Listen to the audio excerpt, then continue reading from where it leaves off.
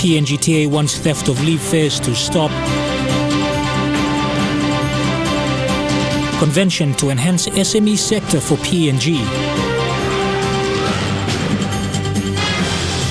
South flies challenge after severe drought. This is the National Emtv News with Jeremy Moggy. Good evening, this is Sunday's News. I'm Jeremy Moggy. The PNG Teachers Association has warned of illegal displacement of teachers' leave fares, which it terms theft. PNGTA Secretary General Ugwalubu Moana says teachers have been denied over the years. Moana says schools are winding down and teachers will look forward in spending Christmas away. However, the issue remains unsolved for many. The Secretary General of the Teachers Association was frank with the matter that was affecting teachers throughout the country. Moana says it's been a hurdle for the PNGTA and other concerned agencies to address this matter. It has been evident that provinces are diverting the teachers' leave fares. In those diversions, some diversions are not for other activities.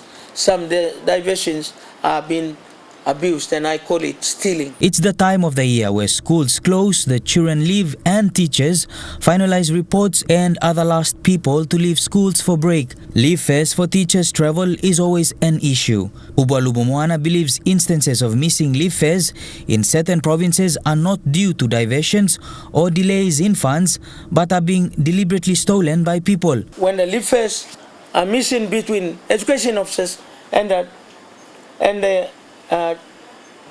travel agents, that's stealing. Diversion is where you divert that fund to other government activity. But when the fund is missing between education officers and the travel agents, that's outright stealing. Mr. Moana cautioned such actions and wants authorities to active any reports of abuse are put forward. Government's promise for a pay increase is also in limbo, with over 50,000 teachers being affected. Bradley Valenaki, National Emtv News. PNG Electoral Commissioner Patilius Gamato has been remanded in Bomana Jail since his district court bail was revoked last Thursday. Mr. Gamato, who was charged for conspiracy, money laundering and official corruption, was released on a 3,000 kina court bail in October with strict bail conditions. However, the committal court heard that Gamato breached one of his bail conditions, and that was to not interfere with state witnesses on the allegations against him. Gamato's charges involved allegations of money relating to the 2017 national general elections. Small to medium-term entrepreneurs in the country gathered today in the nation's capital for the inaugural Startup PNG Convention. The convention is an opportunity for small to medium-term entrepreneurs to share business ideas, meet potential investors, and help each other grow in their business. Prime Minister James Marape, when launching the 4-day event, encouraged all citizens to venture into business. The 4-day event will see different SMEs showcasing their products and share success stories to help each other.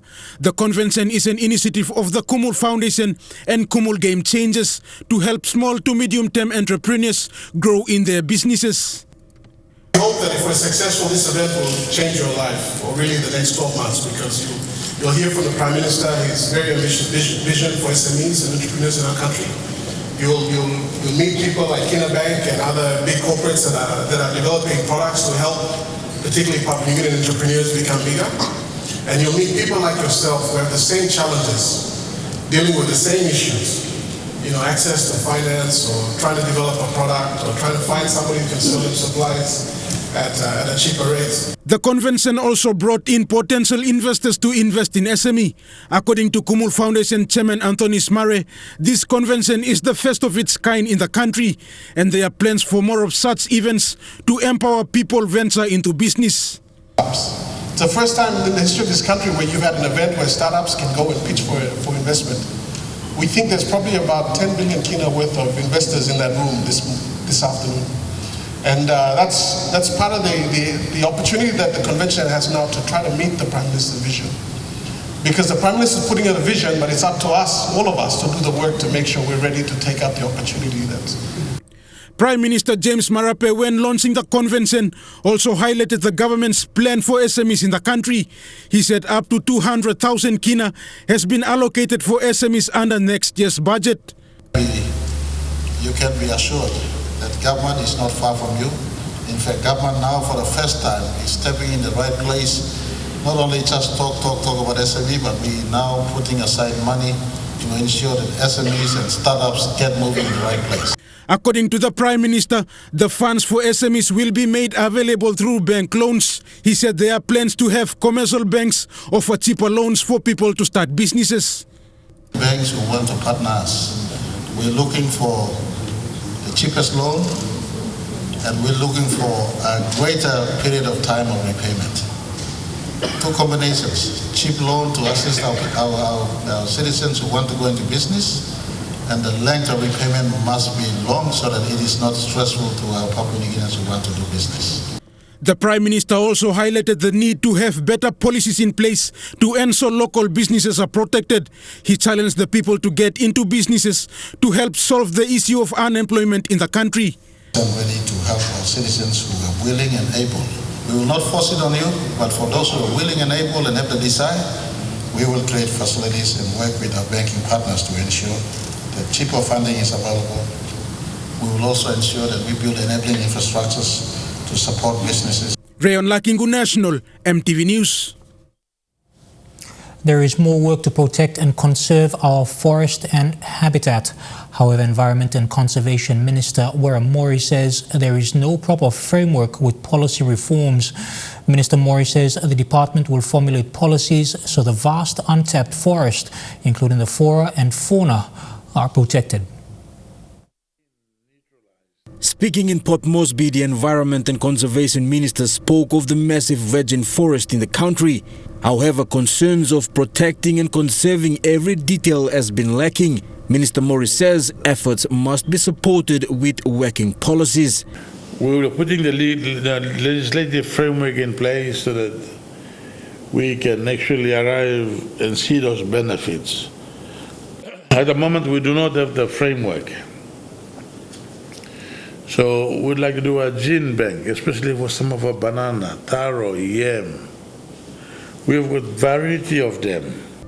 Nearly 70% of forest in the country remains untapped. Logging and other activities has been ongoing with benefits. However, deforestation is also a concern for landowners and the state. The Environment Minister says a massive exercise to take stock will be carried out. To establish the fact of what is the total area of forestry cover in Papua New Guinea and the different types. Secondly, how much 1 hectare would inhale carbon dioxide in terms of tonnages of carbon dioxide, and by the same token, how much oxygen they are exhaling. Minister Mori and other officials will attend the COP25 in Madrid, Spain. He says a position paper will also be presented to express concerns of forestation and climate change impacts. The Environment Minister and other officials left the country today. And I will also participate in that meeting and raise some issues that are of significance to Papua New Guinea. Jack Lopava Jr., National, Emtv News. Women in Kwagwe in the Yanguru-Sausia district have put aside funds to install water tanks at their homes as part of the district's water, sanitation and hygiene project. So far, at least 20 wards have participated in the project, which is delivered through Oxfam International with funding sourced from 3 donors. More communities in Yanguru-Sausia district are showing interest in the water, sanitation and hygiene project being rolled out throughout the 4 LLGs. The WASH project aims to improve the standard of living for people in the villages and aims to cut down on the struggles mothers and young girls face in finding clean water for cooking and drinking, especially during the dry season. For women in Kwagwe, the check presentation from the district to support the water supply project is a massive step in cutting down the long distance they travel to find clean water. Since the implementation of the project, about 20 other wards have already benefited from this project. The WASH initiative is a joint project in terms of funding. The locals pay the first 10%. The district supports through its DSIP funds with 25% of the total costings, and the remaining 65% is paid through support from OSAID. Tekla Gunga, National Emtv News. This is National Emtv News, and we'll be back with more after the break.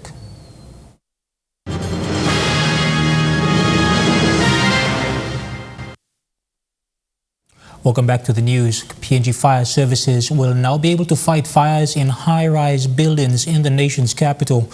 This comes after the donation of 2 fire ladder trucks from the government of Japan through its official Development Assistance Program. According to the Chief Fire Officer, Bill Rue, there are the only 2 fire ladder trucks the fire service now has in the country. The ceremony also marks the completion of a 2-week training conducted by 2 Japanese technicians for PNG firefighters. They were presented with certificates in firefighting using ladder trucks, together with 2 ladder trucks. According to Japanese Ambassador Satoshi Nakajima, the fire trucks are essential for firefighting in the city where he tests tall buildings. These fire trucks come after the donation of 6 fire trucks in November last year. According to Chief Fire Officer Bill Rue, the trucks are the only 2 fire ladder trucks that the PNG Fire Service has at present. He said he is thankful for the support as it will help to protect and save lives and properties in the city. We have 1 rescue unit and then 8 fire trucks in the city with some rapid response vehicles, and this will take the number to 10. The Chief Fire Officer also highlighted some issues faced by the fire department. He said there is a need for more government support to ensure the fire department is well equipped to save lives and properties in the country. Yes, because of the infrastructure developments that are taking place in the country, the fire service needs to be part of the development because we provide safety, and fire cover for any developments that are taking place. So we see the need for expansion to other provinces. City Manager Bernard Kipit, in thanking the Japanese government for the support, says Port Moresby as a growing city is in dire need of such services. Moresby is growing rapidly. There's a lot of tall buildings, so we need to be proactive. All right, we need to have facilities like this to help us fire incidences of any fires. All right, as you know, fire service needs everybody's support. He said the National Capital District Commission is also committed to support the fire service in the nation's capital to ensure they are ready to attend to emergencies. It's okay in terms of some financial budget, okay, to support them.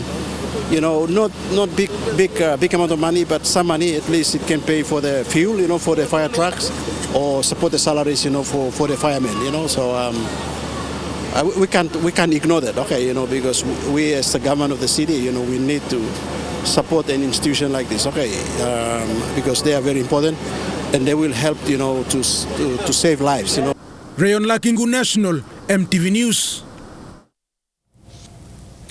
A team from the Police Internal Investigation Unit based in Port Moresby is in Wewak to investigate an arson case involving the torching of several houses in Kria. It is understood a large number of police officers are alleged to have been involved in this incident. IIU officers have only begun investigations, but it is believed this is the biggest arson-related case involving 34 police officers and a number of police impersonators. Roadside market vendors at Urigembi village in the Yanguru Sausia district will become the first in East Sepik province to use a modern market facility, one that will have electricity and clean water supply, including toilet facilities. The idea is to improve the standard of roadside markets and promote safe market venues for locals. Urigembe is one of the first villages in the Sausia LLG, located along the Sepik Highway. One source of revenue for the villagers here is through the sale of their produce at the roadside market. In one day, an estimated 300 travelers stop at this market to purchase betel nut, other fruits, or have a kulau.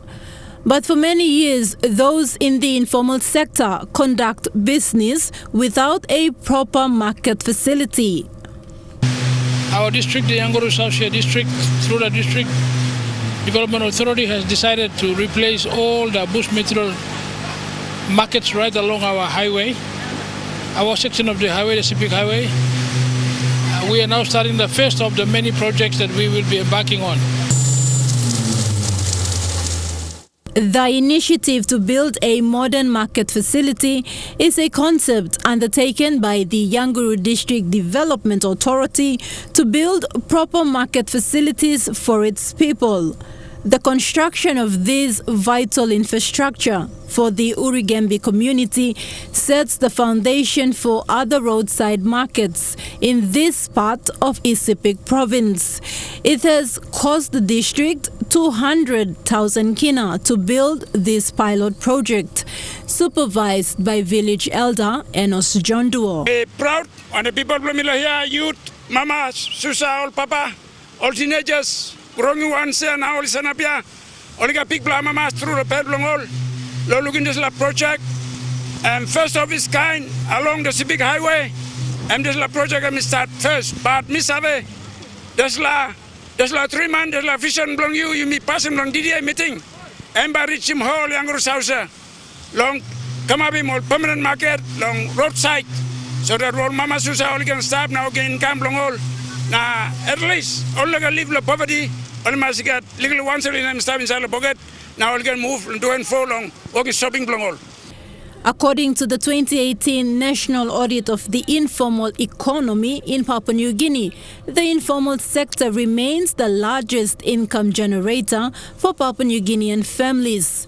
Seeing this, the Yanguru Sausia DDA is now engaging contractors with support from the locals to develop market avenues. HBS, we will engage more because only got automatic cement mixers, time is a lot of bed blend rolls a car. We will like working high quality work, so we will engage more local now working in the market, we will finish him. Roughly, this market by cost of 200,000 completely, including legal labor costs, or lighting, or some water tanks, gata, make sure you got water here, or land comes up, I got save water, and also we put some the toilet. No money go come stop all must use toilet here. So. Tekla Gunga, National Emtv News. The Nawaib District Administration of Morabe Province has developed a new governance structure that will link villages to the 3 levels of government and development partners. A ceremony was held at Buana Station following the completion of the training, witnessed by government officials, partners, and the locals. Under the newly established village governance structure, each member of the village leadership team represents a sector such as health or education and is responsible for citizen-state relations on behalf of the local community. Morabe Governor Ginson Saonu said the program links public servants to identify and improve service delivery for all women, men and youth. The program is supported by the Papua New Guinea, Australia government. We'll take a short break. When we return, this Sunday's A Closer Look will feature the story of drought-affected villages in the Western Province and the lack of basic services, including fresh drinking water. Stay with us.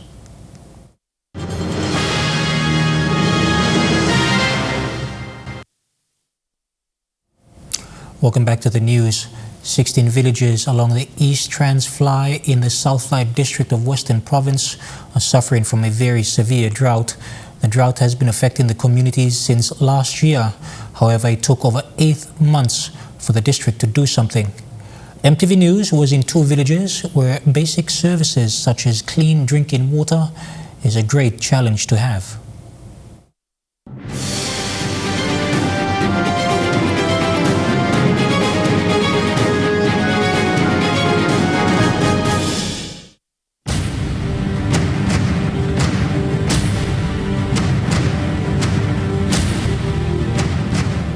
as water tanks are currently being delivered to the 16 villages along the East Transfly in the Western Province.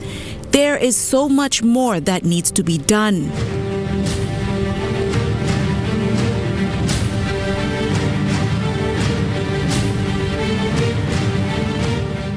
Although this is an initiative of the Southfly District member, Seki Agisa, basic services like clean drinking water is still a challenge to access. Emtv News traveled to Malam village by chopper with the emergency disaster control team. There are only 2 ways into this village, by air or walking, and if available, a vehicle. As the team landed to deliver water tanks, it was evident to see the effects of the drought. We have been experiencing a drought since August last year, 2018. Yep, it has really affected our communities. Yep, badly. I would like to say badly. Yeah, it has affected our garden crops. And also, this drought has caused waters to dry up, where it caused women and even the men to struggle for looking for waters or going a long distance to get the water. And also, yep, there were a lot of effects on this drought, especially we had a health problem. All other small creeks in the village have dried up, and this is the only one that is being used by the whole village. Touching such services from the government is a very needy for people like us living in remote places. Almost since the dry season started, almost our bananas were burnt. We could see the leaves of the bananas and the coconuts. Leaves getting dry, and places for making sago, because that's the main staple food for us. It's quite a distance when all the creeks are dried, so it's quite a big work for our mothers to carry the sago waste where they can squeeze them. We just walked 2.5 kilometers to get fresh drinking water. Mothers in the Malam village walk this distance every day just for fresh water. With the tanks, the community can now pump the fresh water up to their village. However, challenges still remain. How do they get the pipes? Who will come and help them fix these pipes? These questions remain unanswered. Women are the ones who fetch water for their families and walk this long distance. You already witnessed the distance you saw from Malam to the water well where women of Malam pick water or collect water. You know the hardships we go through. Bringing water from a distance is a very painful life, very painful thing to we women of Malam. Another chopper ride to Masengara saw a community of about 900 villagers who use one well for drinking, washing, laundry, and cooking. In terms of the access, so most of the water wells around the area go really dry out in this type of time. In past how many years now? So the drought has really affected us, and during the drought season you have people walking distances into the bush, into the sago places, probably 4 or 5 hours into this to access water, drinking water.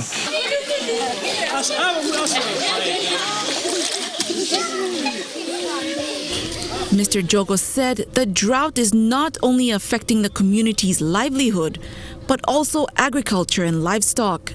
Not totally, but at least we have some step or stage where we can at least try and ease the problem for the community and hopefully the rest of the other districts, because Orio-Mobituri area is usually it's actually centered in the whole of Southfly, and that's where the drought really hits the whole of the whole Southfly. And if we can have tanks and proper water for the whole district, I think it would be a really good step forward for us. Let's get the basics first, simple water, sewage and sanitation and these things, and then we can talk about complicated things.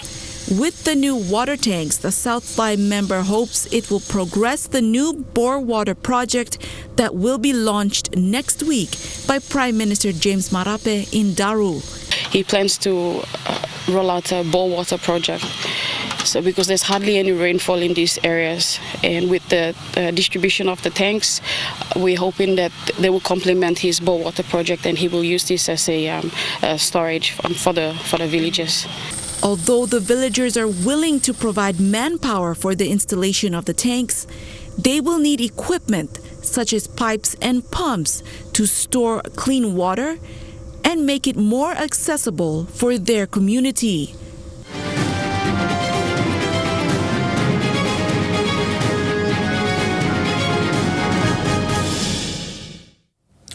Chukai Sports is next.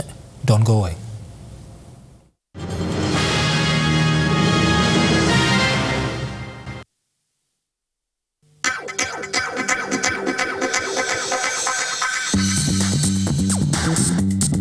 Chukai Sports.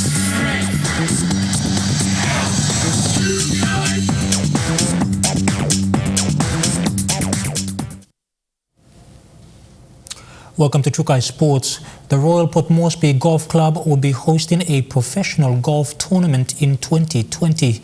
SB Brewery Limited signed the contract with the Royal Port Moresby Golf Club with a check presentation towards the tournament. The tourney will see both local and international golfers here in the nation's capital. The Royal Port Moresby Golf Club has signed a contract with SP Brewery Limited to host the SP Brewery PNG Golf Open.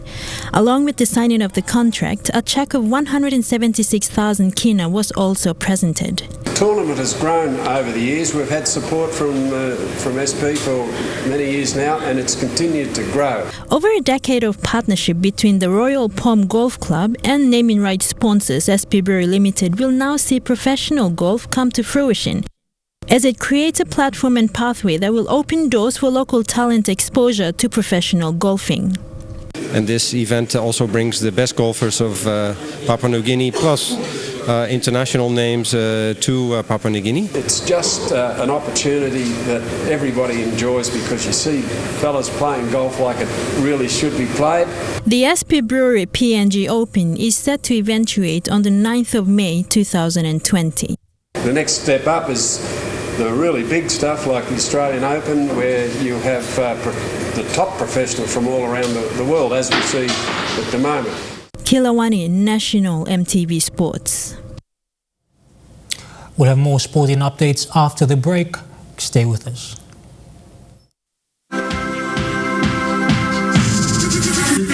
Chukai Sports. To some sport abroad, there are no guarantees. Tent Bolt and Colin de Granholm would play the Black Caps' first test against Australia on Thursday. The injured pair has travelled to Perth after proving their fitness yesterday, but it's not a sure thing. Bowling coach Shane Jurgensen checking in this morning, relieved to know two of his important cargo will be on board. I observed them yesterday, bowled some overs and did some light fielding, so yeah, progressing nicely. Trent Bolt and Colin de Granholm both cleared to travel to Perth. Now Jurgensen's hopeful they'll both be ready to play come Thursday. At this stage they're hitting all their markers in terms of their rehab program, and seeing what they've done so far, it's been quite good. If they aren't cleared to play, speedster Lockie Ferguson could bring pace to a fast Perth pitch. But it seems the Black Caps are reluctant to take any new risks. There's a reason why we've been playing good cricket, and the guys have been doing a great job as they are.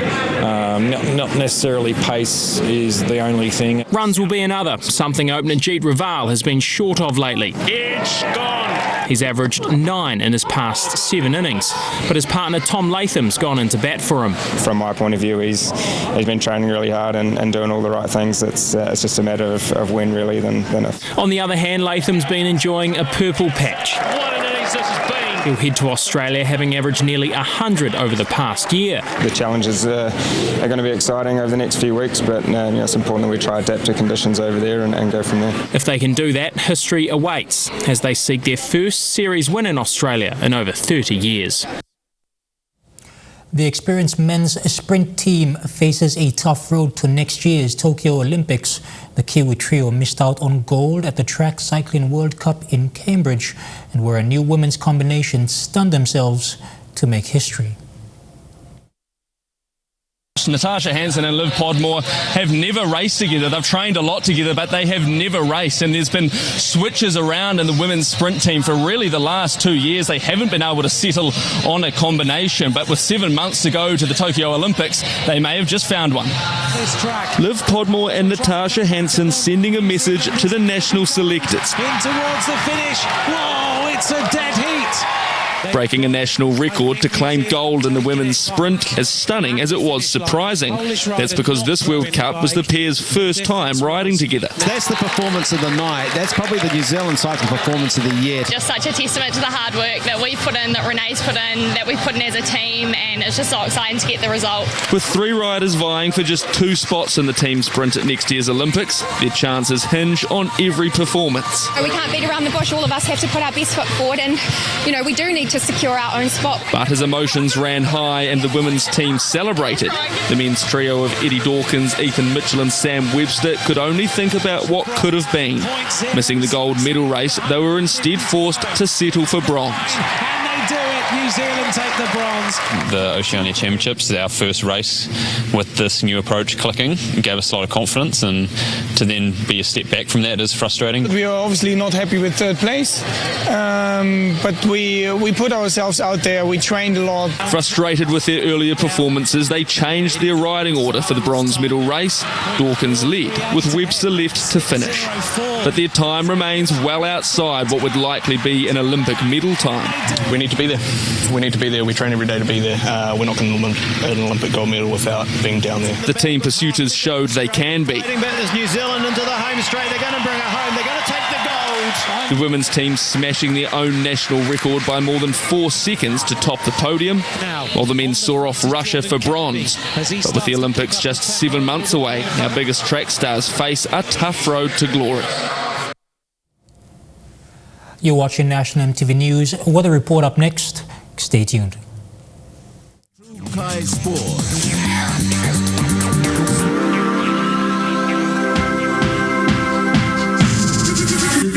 True Kai Sports.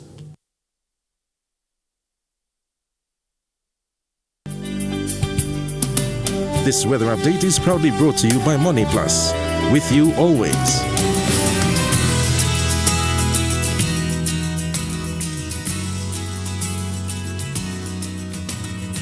With a forecast for tonight and tomorrow in the southern region, Port Moresby fine although cloudy, Kerema partly cloudy with brief showers, Alotau and Daru fine, Popondetta a shower or 2. In the Masi region, Madang rain showers and thunderstorms, Wewak mostly fine, Vanimo a shower or 2, Ley cloudy with rain drizzles. In the New Guinea Islands region, Kavieng partly cloudy with a shower or 2, Kokopo, Rabaul and Kimbe fine, Buka a shower or 2, Lorengau partly cloudy with brief showers. And in the Highlands region, Mount Hagen rain showers at times, Goroka, Kundiawa, Mendi and Wabeg mostly fine.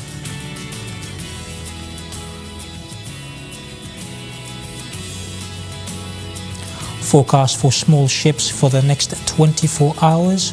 Waters of southern PNG Indonesian border through Torres Strait and Daru to Kiwa Island to Kerema to Yule Island to Hood Point, Arama Coast to Samara Island with waters of eastern and western Milne Bay Islands with waters of Samara Island to Cape Vogel to Finchafen with waters of Long Island to Karkar Island, Madang to Bogia to Wewak to Aitape to Vanimo to northern PNG Indonesian border with waters of Manus and its western group of islands, with waters of New Island and Bougainville, and with waters of East and West New Britain, seas 0.5 to 1.3 meters.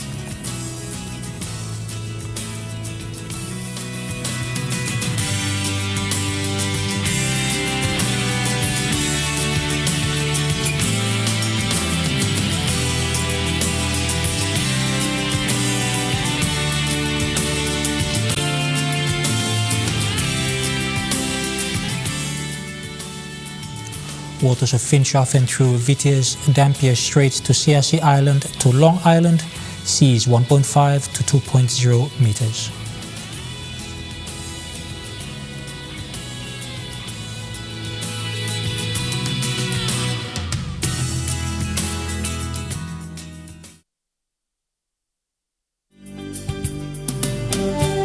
The weather update was proudly brought to you by Money Plus, with you always. That's been National MTV News this Sunday, the 8th of December 2019. Have a pleasant evening. Good night.